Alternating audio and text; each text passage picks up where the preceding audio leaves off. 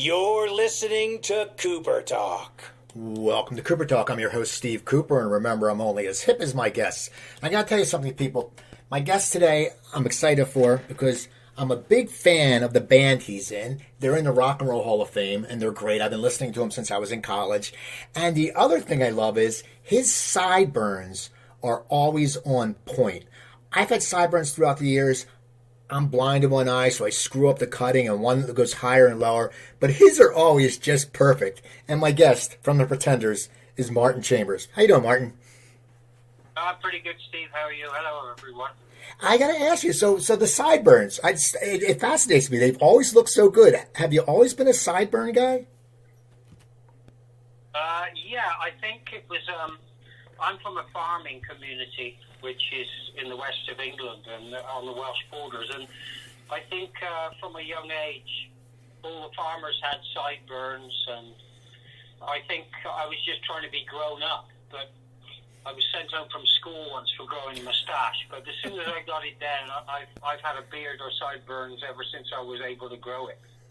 How do you keep them even? I see some of the old pictures of you, and they come and they're pointy and they're just perfect. How do you do that? Because I want to know how to do it, because I'm tired of chopping mine half off. Well, I think it's a bit of work. You've just got to... The best way to make them look real sharp, so if I'm doing any TV or anything like that, is let it grow for a day or probably two, and then chop it in fresh. All right. So now you said you grew up in a farming community. What got you into playing drums? My father and mother played piano a little, and she was on the stage with Dora Bryan, a famous British actress, in the Blackpool Babes, when she grew up in Manchester. I'm half Hereford, half Manchester. And then my father was playing in a band. He played trumpet and flugelhorn in a band all his life. So there was always music around. It's the usual thing. And then you pick up on radio. When I was listening to music, the radio was becoming quite popular, late 50s, 56 onwards, I guess, and then rock and roll hit then. So I had access to it, which a lot of people before that time with jazz didn't really have great access like we've had since the end of the 50s, you know. Now, how did you choose the drums? Was it a certain calling? Did you see a certain drummer that you liked, or did you hear a certain drum solo? You said, I want to do that. How did you pull to drums?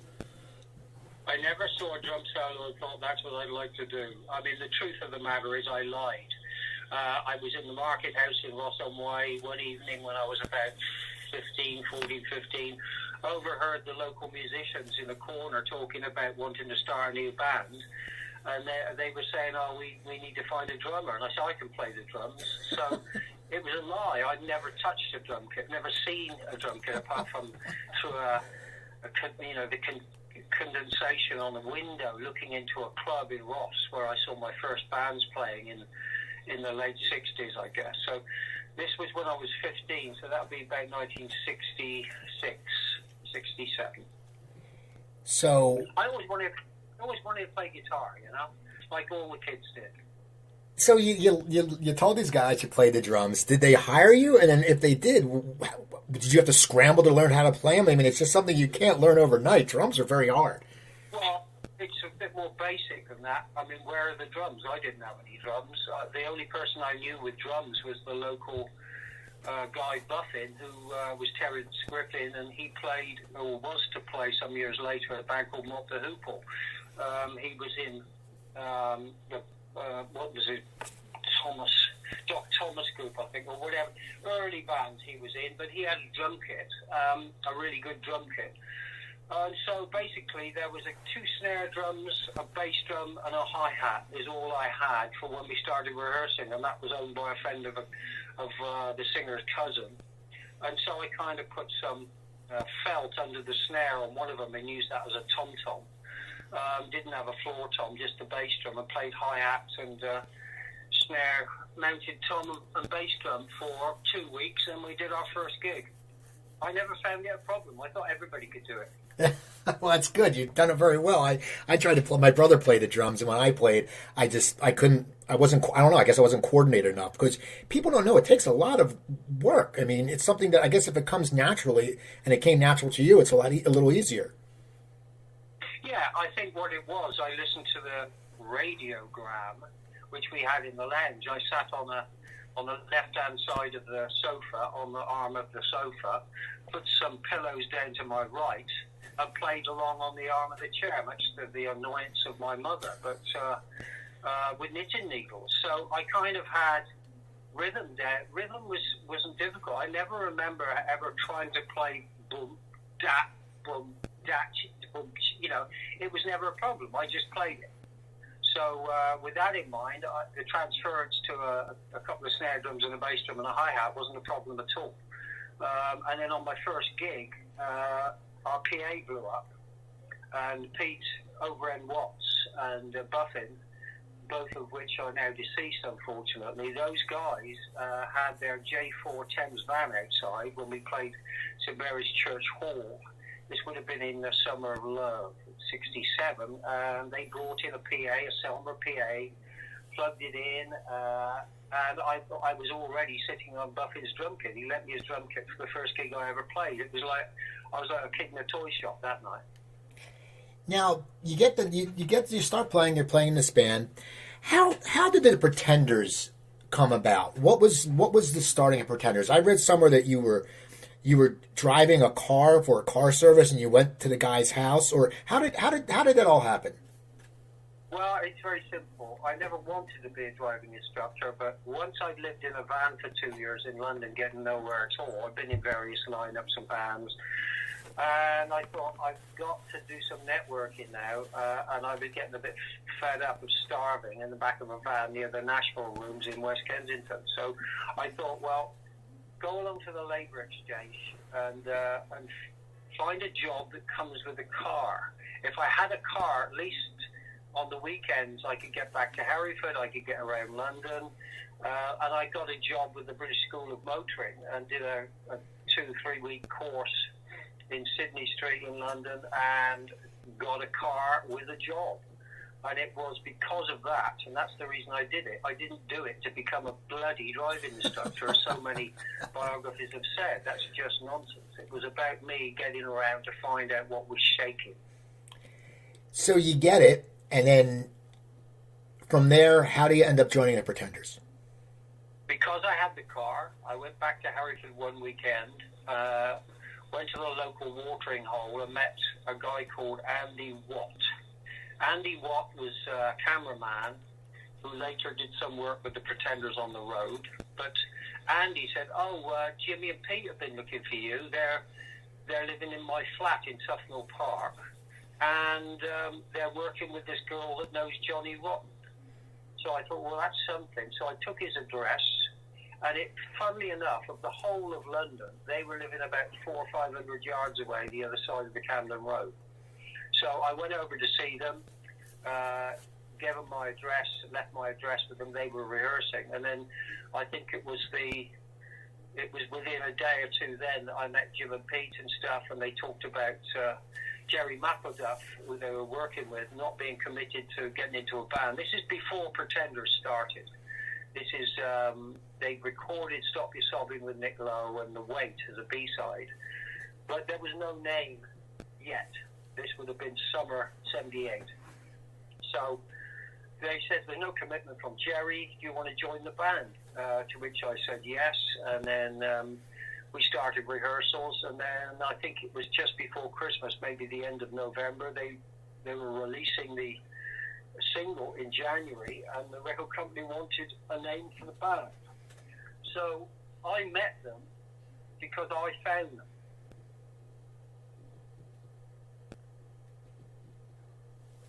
You still there? Yeah. So I found them because I had the car. That was the whole idea of getting a job, is get a job with a car. So then we started rehearsing, and it's happened pretty quickly then. So how did you come up with it? How did the name Pretenders come to fruition? Well, Jimmy and I got in the taxi. The taxi went round not far away to pick up Chrissy and Pete, and we were going to Warner Brothers to give them a name. And we had some ridiculous names, but Chrissy and Pete were in the taxi, and they were talking together about various names, and one of them was the Pretenders. or Pretenders. And I said, that sounds like an established name. I like it, Pretenders, you know. And so we kind of had a quick chat in the taxi, got to Broadwick Street where Warner Brothers was, or WEA, I think it was at the time, and then that was it, Pretenders. And they stamped the labels for the single, Stop Your Sobbing, and that came out in January 79. So when that came out, did they then put you on the road? Did they have you playing gigs to get more exposure? How did it work? Yeah, yes, we were, once we'd rehearsed up all the songs we got, Chrissy had a few ideas for a few extras, like Question Mark and the Mysterians and those sort of acts that had songs. She liked that from her neck of the woods in Ohio, so we added a couple of tracks for our live set. And also Jimmy liked Sabre Dance that was recorded at Rockfield Studios just down the road from where I live in Monmouthshire, which was the first, I recorded there in 71. And there's an interesting appendix to this story. We recorded an album there with a trio I was in called Karakoram. And so that was the local big place, the first residential studio in the world, run by Kingsley Ward. And those recordings are now coming out on record. So I've just signed a contract for those recordings recorded 50 years ago. So they're coming out, I think, within the year. So basically, yeah, it's amazing how these things happen, but you make happen what you wish to happen. So when the album comes out, first of all, how do you go from getting on the road, and you did that trio, to actually getting to where you can record a full album? Well, we started doing gigs because that's what we wanted to do. Chrissy had a very, it was tough for Chrissy because she had a band suddenly that could play her stuff like you wouldn't believe. We rehearsed quite a lot in London. We went out on the road, we did a couple of gigs to start off, one of which Seymour Stein came to see us. The old Clique, which was a railway hotel in Hampstead, and that was our first gig. Seymour Stein came to see us from New York, signed us to a deal through New York for Sire Records, on Real Records in England, and I'm still friends with Seymour today. So he was on an airplane most of the time in those days. So basically, we did the odd gig, and then we started touring properly, but we also started going into the studio shortly after that. And Chrissy had done some backing vocals with Spedding, Chris Spedding, who had a hit with Motorbiking. She'd done some backing vocal stuff. She'd tried other bands and getting into this, which didn't last more than a week or so, but she knew Chris Thomas, who recorded that album for Spedding, and Chris Thomas was top man. So she got Chris interested in doing our first album. So we ended up touring through 79. So that, Kid came out next. We recorded that, and then Brass in Pocket, and the album came out, I think, in the last week of 1979. It was the first #1 album and single, actually, with Brass in Pocket here in the UK. And then from there, after we concluded tours through to about February, we went to America and started the first time in March 1980, touring America. What was the difference touring where you're from and then coming to America? Did you see are the crowds different, or as a musician, what did you notice? I noticed the power of Warner Brothers because they had put a video together introducing Mac and Chambers, Chrissy and Pete and that, like an introductory film, which they put in their theaters, their movie theaters around the planet. So it was like a little teaser with a little bit of our music thrown in, of us playing it. And that went out as an introduction all over the world. And so by the time we got to America, which is the dream of any British musician, to get to America and work America, by the time we got there, people were pretty excited already about seeing us. And on that first tour, it flew by. I think we did 3 tours of America that year. We were in America for sort of 5-6 months touring. How exciting is it? You know, you said it's every goal of the UK artist to get over to America. You're a young guy. You're touring. People know you. MTV, your videos are popular. What is it like from your eyes at that young age, just seeing your career just folding out? Well, initially you're extremely pleased. Generally, you're pleased because I'm getting paid £50 a week at this point for going on the road and doing what I love every night with my mates from Hereford. Jimmy and Pete were my friends from Hereford. I've known Jimmy since he wore short trousers. So they were my long buddies, and I was in a band with them touring America. The thing about it is, you see the best bits of it, but of course we all got completely knackered, and Chrissy was thrown in jail, I think 9 gigs into the tour, and things were happening, but we were just tearing it up a bit like bands do. But that only lasted so long, and then we had to take a bit of a break because I smashed my hand in a hotel suite. How'd you do that? What happened? I got to hear this because you're a drummer. That's like a boxer breaking his hand. We had to tell the story that I tried to open the window and it had been painted closed. And, I like to open the window, whether it's with a chair or the conventional way. And I did that many times. But the point was, that was the story that cut the back of my right hand and almost severed that little white thing that sits in there controlling the muscles. And, it was just horrible, but that was a hell of an evening. We were staying at the Legionnaires Hotel where the guy died from Legionnaire's disease, the Bellevue Stratford, I think it was called, in Philadelphia at the time. Very plush. It was a funny night. A lot went on that night, but I unfortunately my wife was on the road and she was she just didn't stop, so I just stopped it by smashing this huge ceramic lampstand next to my bed. I just put my fist through it.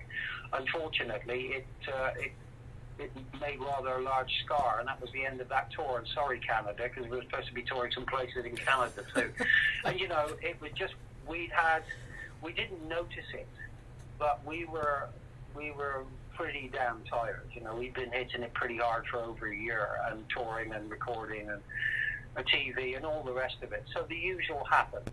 Something burst, and it wasn't Chrissy, Jimmy, or Pete, but it was me. Now, what goes through your mind when you that moment where you cut your hand, and you must be like, oh crap, that's my hand. I mean, were you worried right away? Were you pissed right away? Because I don't know what kind of feelings I would feel, because once again, it's like a boxer getting hurt. You're a drummer. Your hands are very important. Well, I immediately walked down with my wife and wrapped up my hand. It was really bleeding. I mean, it was dripping, even with the towel wrapped around it. And we walked down, went to the elevator down into reception, where they called immediately for an ambulance or something, and a police car picked me up. I wasn't even wearing my sneakers. I got to the police car and tried to put my sneakers on in the back of the police car. And unfortunately, my left foot wouldn't go into my sneakers for some reason, because there was a lump of something, a bag of something in the toe of my left sneaker, which was a big bag of pot. So I just kind of struggled along with that. They sewed me up with all these stitches and cleaned it off and put me in a bit of a cast and stuff, and I couldn't move. Fortunately, the first finger on my right hand and thumb were okay, so I could hold a stick between that, but we didn't play for the best part of 3 weeks. And then there's another story about me cutting my hand, the same hand, in the left hand in Dublin, when we played in Dublin to carry on with the touring business. And I mean, it was just a mess. We were lucky to get through all of that, to be quite honest. Funny times. You can look back at it now. It wasn't funny at the time, but Chrissy and everybody noticed then that if Martin's done that, something like that, then we need a break. So I think at that point I can't remember whether, I think we were on the point of getting the second album out, and so Warner's made a mistake of releasing an extended play rather than the second album. But nevertheless, it was that time where you've got to just take some a bit of air, and get some home time, and get things straight again, and then come back and tour with a new album. Well, I'm surprised that, when you got hurt and you said you had some tour dates in Canada, I'm surprised that the record company didn't want, I know the band didn't want you to replace you, but I'm surprised the record company didn't say, hey, you know what, you got to play these dates. I mean, that seems like record companies do that stuff a lot.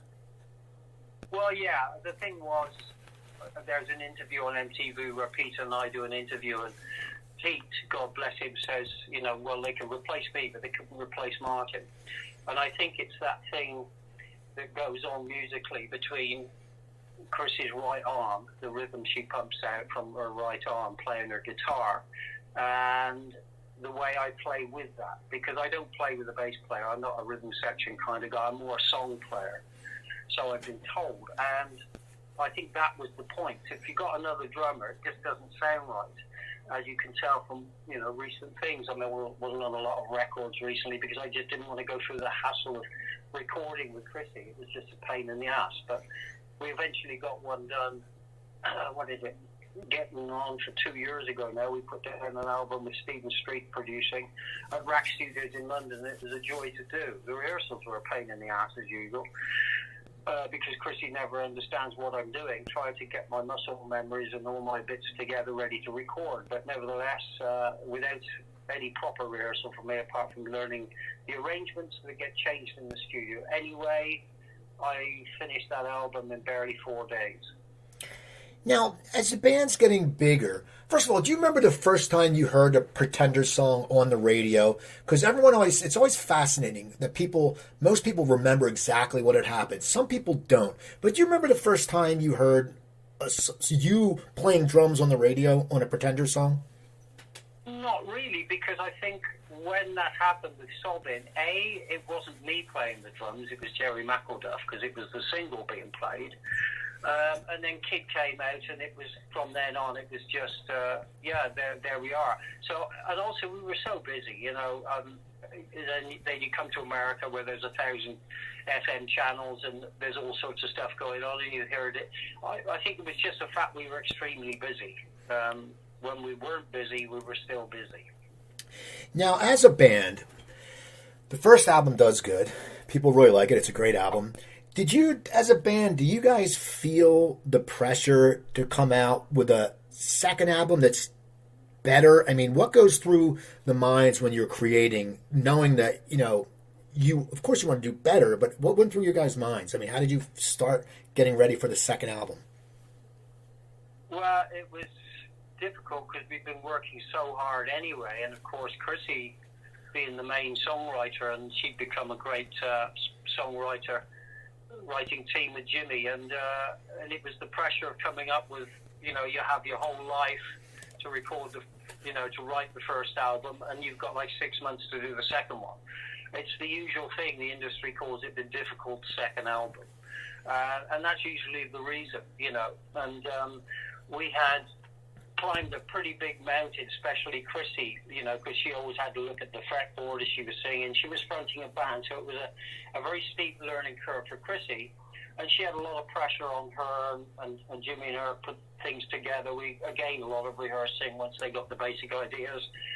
A lot of rehearsing with just Pete, Jimmy and me as well, just to work the flow of the song we're trying to get together, so it sounded already established and good and solid, and so an awful lot of work. But it's just that difficult second album. You have to do it, so you get it done, and you're a bit straight back on the road again. Now you're on the road again, and your band's getting more popular. What's the difference as you start moving up the bill? I'm sure your first tour you may have been opening for bigger acts. What was your touring to get to rise a level? What were the stages of your different tours?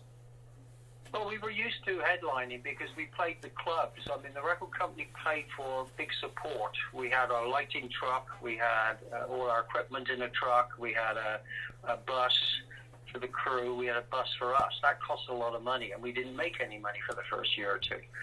So basically that came out of our, that was recouped by the record company from the money earned from the albums being sold. And that was the only money I got, so I was never on publishing. So I didn't really get any money for 18 months or more. So that was very difficult. Everybody was living in houses, but I was staying in a rented flat. And so that was a difficult period, that transition to where we're actually making money on the road. And so I could have a life as well. But, you know, I'm on the road all the time. It's an incredible feeling, really. Life is very unreal, especially in those early days, you know. Although I've been playing drums in front of people since 67, I had 11 years of it before the Pretenders happened. So I was pretty used to traveling and doing the gigs and all that sort of stuff. And this was luxury now because we had a crew to set stuff up, and you know, so it was getting more comfortable. I just wanted to see if there was any money coming my way at any point in the future. And nothing's really changed there. We had one good year in '84, but of course Jim and Pete were dead by then, and I earned some money from that. But that was the last time I did. I don't think Chrissy liked that very much. Now, you know, James passed away. How does a band? I mean, you're very close with both of those gentlemen who passed. How did you rebound after James passed away? I mean, did you guys ever think that, you know what, we're not going to be able to replace him? I mean, what goes through the mind of a band when it's an integral part of the group that has left? Well, we had a bit of time because Chrissy had fallen pregnant, and she told Jimmy and I, just before he died. And Jimmy had come back from America after we were on a break, and he called me up, said, I'm coming in on Sunday. He just played a couple of gigs with the Beach Boys, his favourite band. He was on top of the world. He flew in. We had Sunday lunch at my place, and then we went to see Chrissy, where we talked about, this was by now the time where we were having trouble with Pete. And so we decided then to sack Pete because Jimmy said, if Pete's still in the band, I'm not, I'm leaving. So to keep the songwriting team together of Chrissy and Jimmy, we had to sack Pete. And then the day after we sacked Pete officially, Jimmy died. And the way it felt to me was, well, he was my best friend. And so it was, you know, and I found him dead in a flat in London. And with the manager, we went over when we got the call. The police had just arrived, and I went over to the room, and I sat down beside him. And, yeah, it was very difficult and affected my life in a huge way. And, of course, barely 10 months later, Pete was dead too. So, you know, it was the Hereford 3 was now the Hereford 1 against the American 1. And so when Chrissy wanted to get rid of me too, she just did that. It took her 3 years. But, you know, it's just very, very difficult. I was suffering and suffered for many, many, many decades. So the way I did it for me was just gently get used to the fact they weren't there. And try and find another band. And I tried several different things in London and LA, and nothing really ever happened. It was just hard, bloody work. And then, of course, it was only a couple of years later that Chrissy called me and said, I want you back in the band. Was it easy getting back in the band? I mean, was it easy when you started playing because, you know, it was, as you said, the American against you, and you know, your friends were no longer with the band. Was it hard to sit down and play with other people? Not really. On the plus side, Jimmy knew Robbie McIntosh and wanted Robbie to be the second guitar player in the Pretenders. If Jimmy had lived and things had continued, because Jimmy layered a lot of different guitar parts on the tracks, Jimmy wanted to be let loose a bit more and have the second guitar player playing all of the basic parts and him playing all the stuff on top. So when Jimmy was gone, we auditioned loads of guitar players, of course, and the best one was Robbie by far. He had a friend who played bass, was good enough, and you know, and that's really the in again for us to put the band back together. So once we got Robbie and Malcolm, and then a friend of theirs stepped in on keyboards that we introduced at that point. So it was a lot of rehearsing. At that point, Chrissy was having her baby, so it was a couple of months of me leading everybody through all the songs and getting them to play the correct things. Robbie was great, but the bass player would play high up, play like a something that was not relevant to a rock band called the Pretenders. So I always told him, don't go past the fifth fret. You stay down the bottom. You don't do any of this. I'd say, if I hear that, I'm going to fucking punch you in the face. So, Malcolm Foster, God bless. Anyway, got that band together. Chrissy came in at the end of that, having had her first child, and she got up to speed pretty quickly. And then Chain Gang came out, because we were also in the studio finishing the album, which would use Billy Bremner and stuff like that. So that was Learning to Crawl, and that took us, that was 83, leading towards 84. And I think in 83 we did 5 gigs in America and ended up doing the US Festival, which was our introduction back to America with a new band. And then when the album came out, we toured with Learning to Crawl, which was right through to most of 84, a few bits and pieces, and then Live Aid. And that was the last time I played with Chrissy till 93. But coming back, when Chrissy made the phone call, it was pretty cool, actually, because Stephen Street, who I liked a lot as a producer, who did our latest album, Hate for Sale, Stephen was producing an album with Chrissy in London, and so I went up, and that's where I started playing. Straight away, I just listened to the songs and played. And Adam Seymour was the guitar player then, and Andy Rourke on bass, who was from the Smiths. Good players. So I found it, it's like falling off a bike. And I played that album, finished the album with them, and that came out, and we were on the road. Yes, I thought it was comparatively easy, because it was Chrissy and me again, and as soon as Chrissy plays, it's obvious what I got to do. But of course, in the background, there was the other side of it. What was it really like for me? It was the worst decade of my life, the 90s. I got lost. I was living in LA before I came back to England and got the call from Chrissy and got sorted out. I was working with Dave Stewart and the Spiritual Cowboys eventually, and luckily it was Chris Thomas that was called in to do this and that with Dave. Production-wise, he was in the middle of In Excess recordings in Sydney. He flew over to LA from Sydney.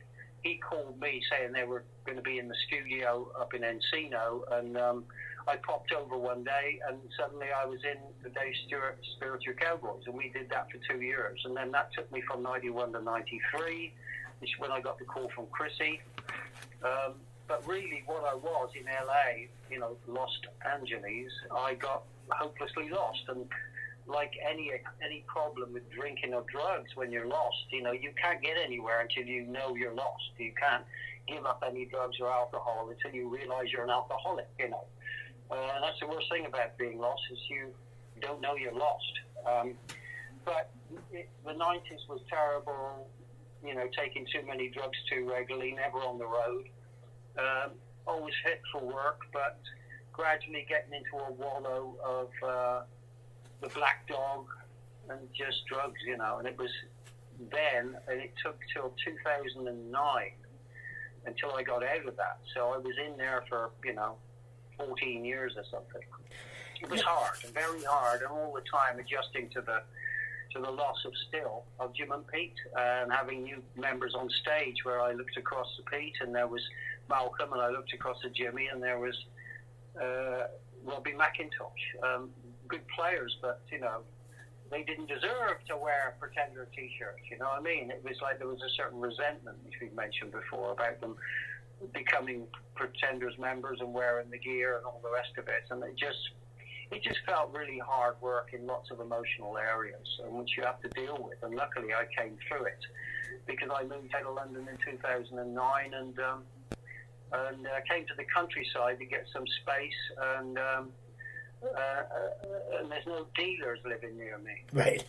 Now, I got to ask you, you mentioned two things. You mentioned the US Festival and the Live Aid. And, I lived 10 minutes from Philadelphia, and I remember when Live Aid, took place, but I believe you played in London. Did you play in London or Philly for Live Aid? Philly. Okay. Unfortunately, because of an association between my singer, I love saying that, my singer and the singer of Simple Minds, we were asked by Bob Geldof if we wanted to do it. This is like January of '85. And I think nothing was done until Bob said, "You're not on the bill. Why aren't you on the bill?" The last minute phone call, maybe in the middle, early June or something, and then suddenly we were on the bill. But because Simple Minds were playing in Philadelphia, so were we. And for me, being English, to play Wembley Stadium, the old Wembley Stadium, with the Twin Towers, where England football team won the World Cup, with Jeff Hurst scored a hat-trick in 1966. That was where I wanted to play, but Martin Millie drummer. So what was it? What was the energy like though on that day? Because it was one of those concerts that we watched it on TV, and I remember it was so freaking hot. And being right over the bridge, we're like, oh man, we wish we could have gone. In fact, my wife, she told me years later, someone had called and there wasn't cell phones, and someone had tickets for her and her friend, but they never found out until the night of when they got home from where they were. What was the atmosphere like? I've heard people just say it was just amazing. It was just, and everyone was there. It was amazing. Yes, absolutely amazing. And that's why I wish I'd been at Wembley, but I wasn't. I was at what was the name of that JFK Stadium that they bulldozed a decade or two ago? And it was MTV. Everybody that was anybody was backstage, and some great interviews from that period on the back of the stage, and watching all the bands playing. But there were a lot of stories. I mean, rehearsals, we got 17 minutes. That was our slot. Queen, I think, had 22. The Who had 23. So you only had this short period, and Queen had like 23 as well. I mean, Queen did the best job. There were lots of reasons for that, but they had the songs put into such great shape and compressed. It was magical, and everybody was fantastic, really. But it was a hell of a do, I tell you. We rehearsed 17 minutes, so we started rehearsals to get it together, and Chrissy kept looking at me saying, why have you got a stopwatch? I said, I'm just putting it on when we do a run-through. I want to know how long it is. We got 17 minutes. She complained all the way through the 5-day rehearsal, and on the final day, we finished and started packing up. She said, how long was it? How long was it? And suddenly it became important how long it was, because obviously we've been impressed about the fact that we had 17 minutes. It's global. You cannot be on early. You cannot go off late. So I said, well, it'll be all right. She said, well, how long was it then? I said, well, I didn't time it because you told me not to use the stopwatch, you fucking idiot. Anyway, the last day I didn't say that, but basically I knew it was about 17 minutes 16, 18 seconds. She said, it's too long. I said, when we get on that stage, the tempos will pick up a bit, and I bet you it's 17 bloody minutes. You watch the tape and see how long we were on stage. 17 minutes, 2 seconds. No. I'm a professional drummer. No. In contrast, what was the US Festival like? Because that was a huge festival too. What was playing the US Festival like for you guys? Well, like that time when I cut my hand, it was Carmine that called us up, said, if you need a drummer to step in and play Martin's bit, I'll step in. But the band were happy not to continue because we were allowed to, or whatever insurance it was. But Carmine was in Rod Stewart's band, and they were coming over to play, and then they were coming from Singapore or somewhere, and then there was God bless him, Van Halen, who were coming sort of like 100 miles from up the road or whatever it was, and they wanted the same money. As soon as they heard that the expenses for travelling back from the other side of the world was paid to Rod Stewart, I think it was Rod Stewart. Anyway, they said, look, we want our fee, which was like $1 million, I think, and they wanted the expenses because they didn't want any other band to get more than them. So really, it was all to us. It all sounded a bit petty when there were starving people in Africa, and so that's why we did a song called We Played Money by the Beatles, because of that frivolous stuff, that corporate, frivolous, silly management thing. So that's why we played Money in the set at the US Festival. When I walked on stage for the first time, that was the first gig, first big gig, apart from these warm-up dates, around the South of America. We did 5 warm-up dates, and so when I walked on stage with all those people in the heat, and Jack Nicholson was hosing people down at Live Aid. That's right. That's quite funny. Huh? And then we're gonna hose you down. Yeah. So at the Earth Festival, it was just dusty people going right to the horizon. And the first thing I did was run up to the front of the stage and kiss the stage because I was so happy to be back in front of everybody and playing our show, you know. What's the energy you feel from such a huge crowd? Because once again, you're a drummer, you're a great drummer, you play hard. What is it? What do you feel as you're sending out your beat and the people are sending back their energy? Is it just like a wall? I mean, there's so many, both concerts for so many people. Was it like a wall of just energy that hits you right in the face? That's exactly what it is. You put it out and they give it back to you, and it goes in a big circle. It's the best thing in the world. Unfortunately, today, you have a room full of mobile phones pointed at you, and nobody, or very few of the audience, I know there's a lot of fans that agree with me that, you know, take a picture or two and then just put your bloody phone away. For me, music is to be listened to, and on a live gig, you can actually watch them playing what you're listening to. That's the bit, not having your little thing on Facebook or whatever, you know, say I was there. Try and be there if you can, and if you're looking at your phone and taking pictures, you're not there. So that energy dissipates. And that energy that makes the gig dissipates to not quite what it should be, and it's incredibly frustrating. It's, you know, people just don't get it. I recently did a gig for Jim and Pete, well, it was a couple of years ago now, where I got up and played a couple of songs myself on guitar and sang the songs. And, you know, people are out there talking. I'm playing an acoustic song, and there are people 10 feet away talking really loud. You know, it's like people don't really get it. A lot of people don't get it. They don't realise that it is an audience participation thing when people perform music in this genre of music, rock and roll.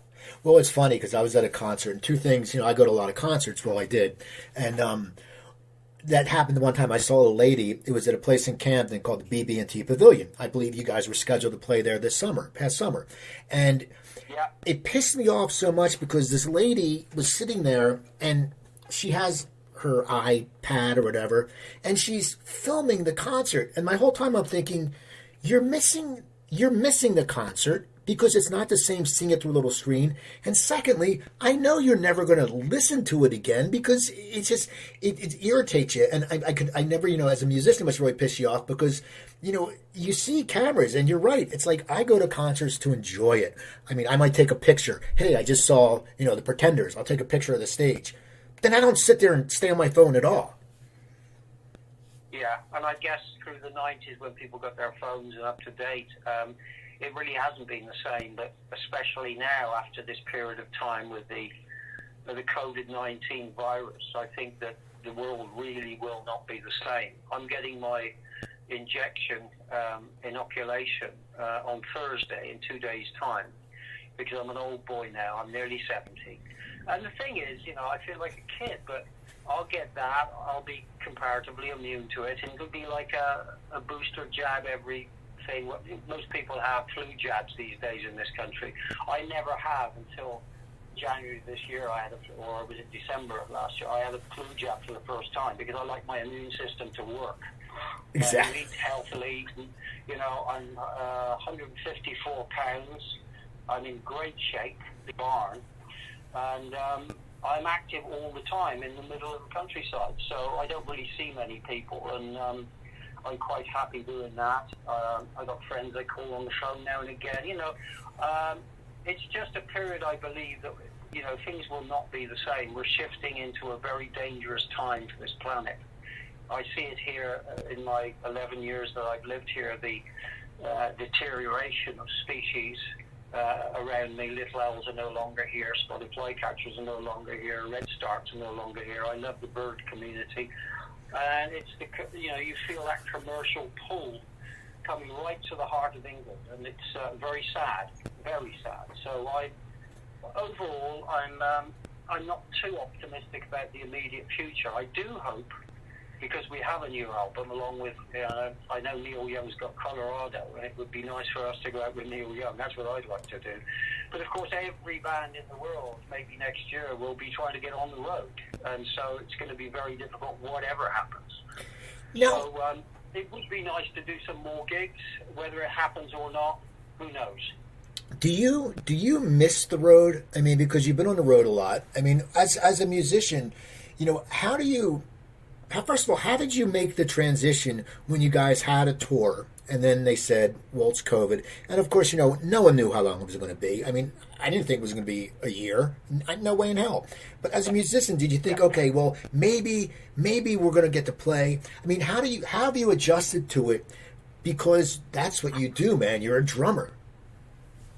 Well, Chrissy and I spoke and have spoken a little and texted one another over the last 12 months, and about sort of 9 months or 8 months ago, we were talking. She was saying how great it was that I was out in the countryside. There's nobody around me. I don't see people, because people are the common denominator in all the problems on the planet. So the fewer people I see, the better. I don't like seeing faces in towns and stuff, because I look at a face and I don't know, something about me. I seem to be able to read that person and just think, damn, I'm very fortunate living out in the countryside in these old barns, and I'm very lucky.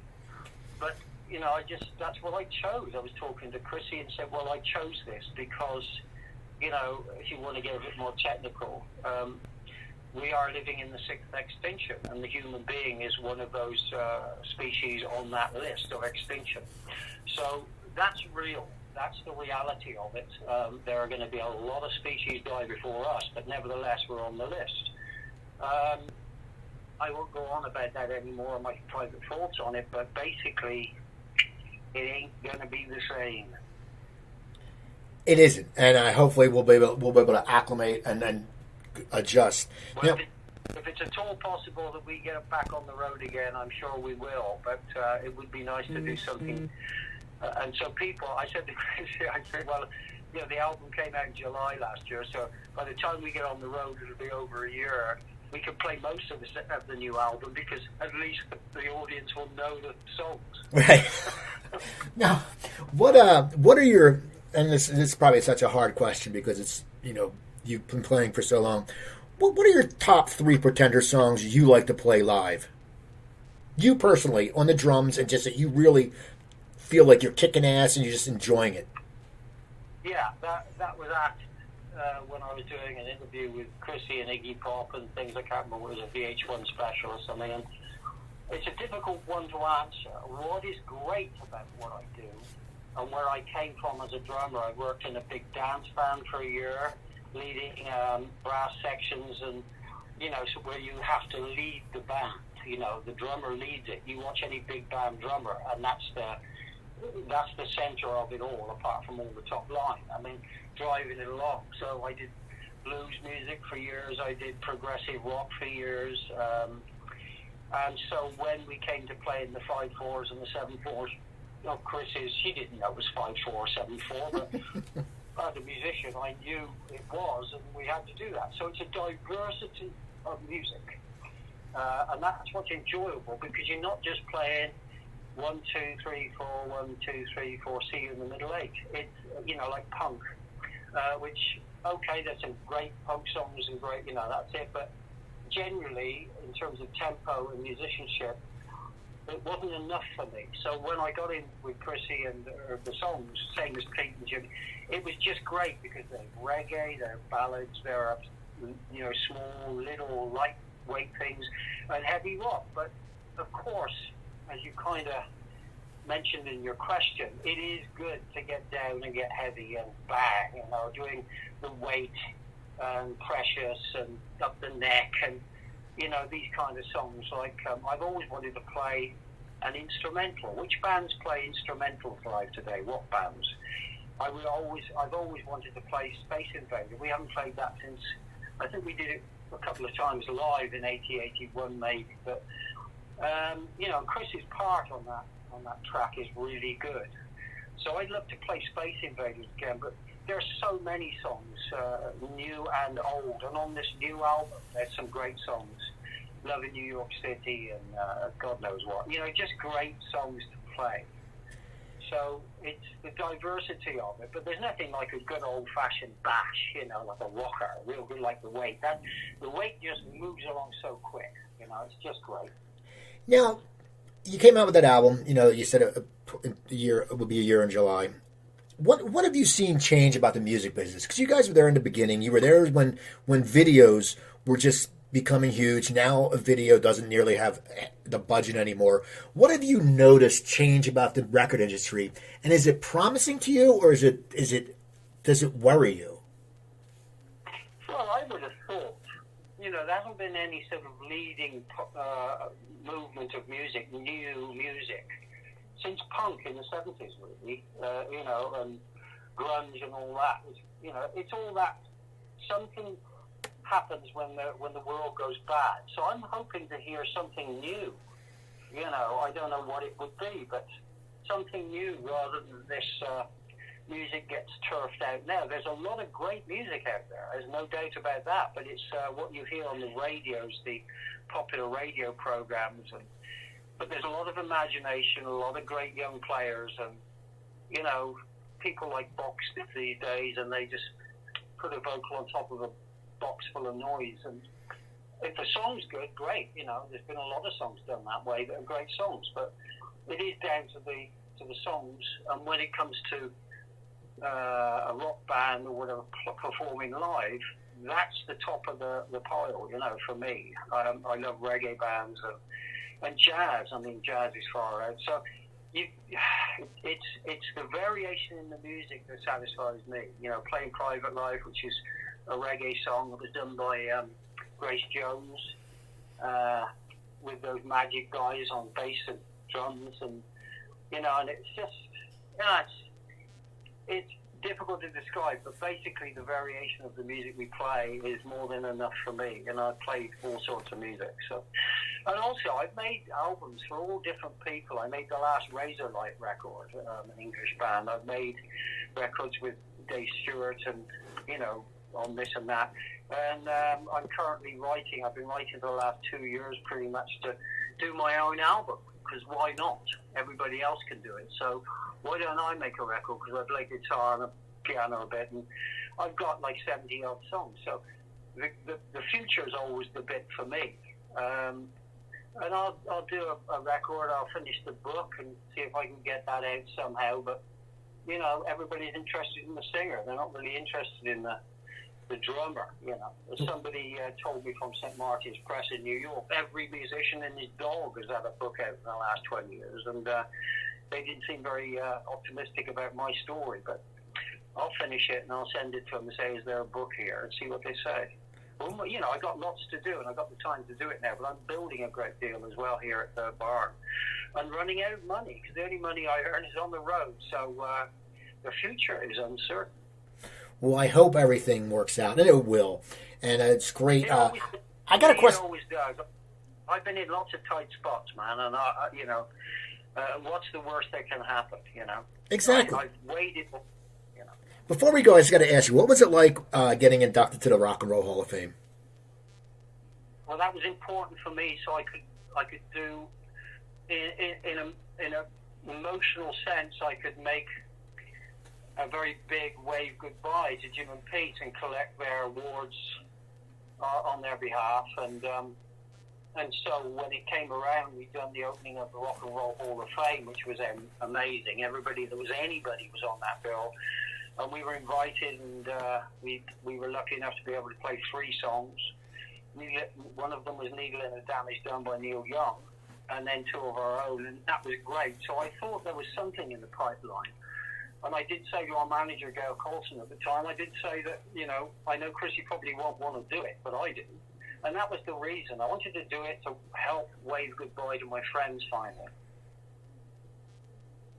Well, that's awesome, Martin. I want to thank you for taking the time to talk to me. I'm glad our phone system worked out. You got to watch those copper wires, and we got to watch the snow in New Jersey.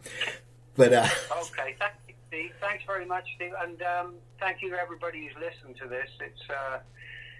It's a funny time we're going through, but if there's any chance at all, we'll be back on the road playing a new album. That is for sure. Thank you, Martin. You have a great day, okay?